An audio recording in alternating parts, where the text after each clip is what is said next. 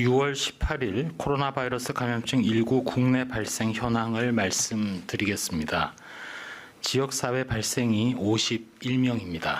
그리고 해외 유입이 8명, 총 59명의 신규 확진자가 발생해서 누적하여 12,257명의 확진자가 발생하였습니다. 신규로 26명이 격리 해제되어서 현재 총 1,177명이 격리 중입니다. 어제는 사망자가 1명 발생하였습니다.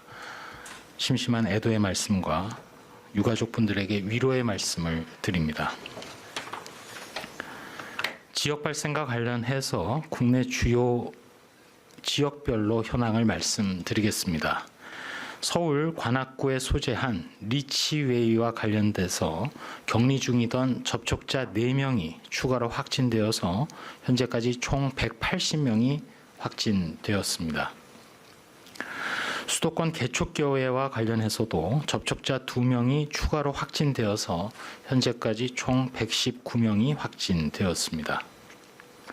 서울 도봉구에 위치한 성심 데이케어 센터 관련해서는 관리 중이던 접촉자 중 3명이 추가로 확인되어서 38명의 누적 확진자가 발생하였습니다. 성심 데이케어 센터의 경우는 이제까지 발생한 38명 중에 이용자가 24명입니다. 또한 서울 중구 지하철 시청역에서 근무하는 안전관리요원, 정확하게는 공사 현장에 길을 안내하는 그런 일을 하는 요원들이 6월 15일 확진된 이후에 접촉자 중에서 4명이 추가로 확진되었습니다.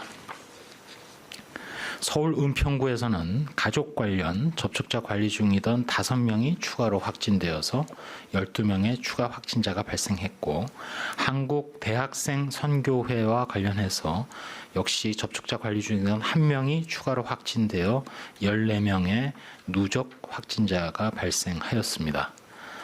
경기도 부천시에 소재한 구성심리센터 부천점 관련 1명이 추가로 확진되어서 누적해서 5명의 발생이 있습니다. 대전광역시 서구 갈마동에 소재한 꿈꾸는 교회 관련해서 3명이 추가로 확진되어서 현재까지 총 누적 확진자는 7명입니다. 역시 대전광역시 서구 괴정동 방문 판매와 관련해서 7명이 추가로 확진됨으로써 현재까지 총 누적 확진자는 18명입니다. 지역사회 중에 마지막 말씀드릴 거는 전라북도 전주시에 소재한 전주여고 학생 1명이 확진되었고, 해당 학교에는 방역 소독 등의 조치를 하였으며 학교 및 학원 관련해서 963명에 대한 검사를 실시한 결과 추가 확진자는 아직까지 확인되지 않았습니다. 다음으로 해외 유입 확진자의 경우 8명의 추정 유입 국가는 미주 2명, 유럽 2명, 중국 외에 아시아가 4명입니다. 중앙방역대책본부에서는 현재 각종 소모임, 특히 종교와 관련된 소모임, 그리고 동호회, 특별히 방문 판매 등의 기회에 다양한 장소에서 코로나19 감염이 전파되고 있고, 이러한 확산세가 계속되어서 다수가 밀폐된 공간에서 전파되는 경우에는 전국적으로도 유행이 더욱 커질 가능성이 있는 우려되는 상황이라고 말씀드립니다. 최근 주요 집단 발생은 지하 또는 환기가 제대로 되지 않는 등 밀폐된 환경에서 침방울이 많이 전파될 수 있는 활동, 예를 든다면 노래 부르기, 식사, 다과, 체육활동 등이 되겠습니다. 또한 마스크 착용을 하지 않거나 손 위생을 하지 않는 등 생활 방역 수칙이 잘 지켜지지 않는 곳에서 주요 집단 발생이 있습니다. 코로나19 유행은 밀폐, 밀집, 밀접된 시설에서 모두 발생이 가능하기 때문에 계속해서 환기가 잘 안 되는 밀폐된 공간의 모임, 그리고 방문을 자제해 주시고 일상에서도 손 씻기, 마스크 착용, 거리 두기 등을 실천해 주실 것을 요청드립니다. 특별히 고위험군에 해당하면서 코로나19에 감염되었을 경우 중증으로 이행될 가능성이 매우 높은 65세 이상 되신 분들은 창문이 없거나 환기가 안 되는 밀폐된 장소에 사람들이 무한히 모이는 모임은 가급적 참석하지 말아 주시기 바랍니다. 설령 참석하시더라도 침방울이 많이 발생할 수 있는 행위, 즉 노래 부르기나 식사 등은 자제해 주시고 마스크를 꼭 착용하고 손 세정제도 수시로 사용해 주시기 바랍니다. 다음은 연구 개발 등과 관련된 사항을 두 가지 말씀드리겠습니다. 먼저 치료제와 백신 개발과 관련해서 민간에 생물안전시설을 확보하지 못한 기업이나 연구소 등이 생물안전시설을 활용할 수 있도록 참여를 공모한 바 현재까지 13개 기관이 생물안전시설의 제공 의사를 밝혔고 앞으로도 관심 있는 기관에 신청을 요청드립니다. 이 중에 6건의 경우에는 민간 기업의 사용과 연계가 완료되어서 활용되고 있습니다. 다음으로 매번 혈장 치료제 개발과 관련해서 혈장 공여를 부탁드린 바 어제까지 총 162명의 완치자께서 혈장 공여에 참여해 주시기로 의사를 밝혀주신 데 대해서 다시 한번 깊이 감사드립니다.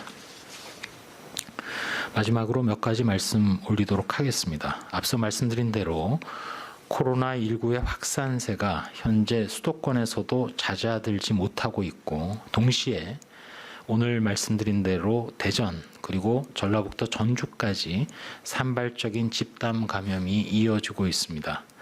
전국적으로 코로나19 유행에 주의하고 대비해야 하는 상황입니다.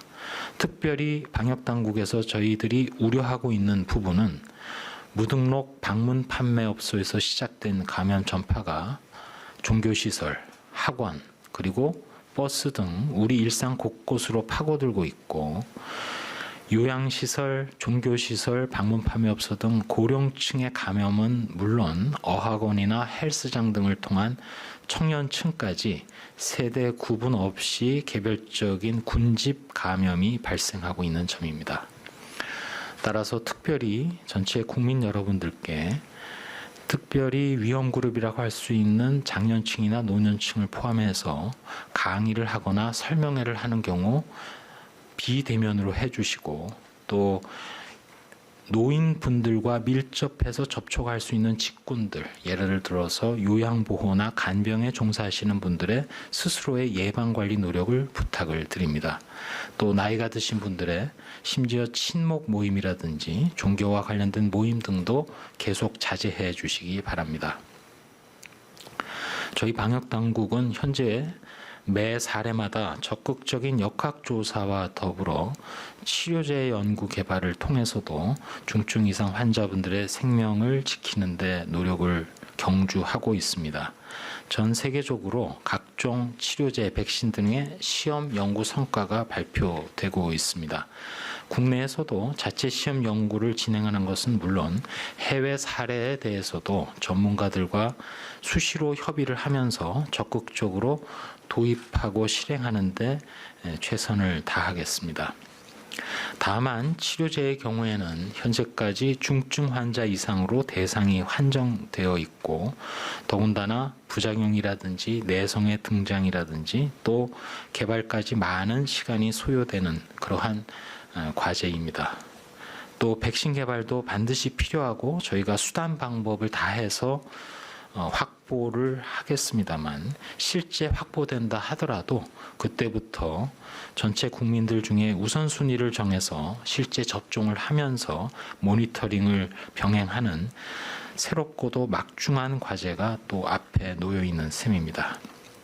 결국 코로나19에 대한 종국적인 해결책이 결국 치료제와 백신이라고 얘기를 합니다만 근본적으로 코로나19를 비롯한 호흡기로 전파되는 신종 감염병을 이겨낼 수 있는 길은 우리들이 실천해야 될 거리 두기가 가장 근본이 되겠습니다. 거리 두기를 위해서 우리의 의식, 일상, 그리고 전반적인 사회 체계도 진화되고 적응이 되어야 최종적으로 코로나19가 종식될 수 있다고 생각합니다. 코로나 이후에 완전히 달라진 세상이라는 것은 결국 이렇게 사회체계 자체가 변화되어야 한다는 의미이고, 방역의 기본 원칙인 거리두기, 마스크, 개인위생 수칙 등 기본을 충실히 하는 우리 모두의 노력이 절실한 시점이라는 점도 다시 한번 강조드립니다. 이상입니다.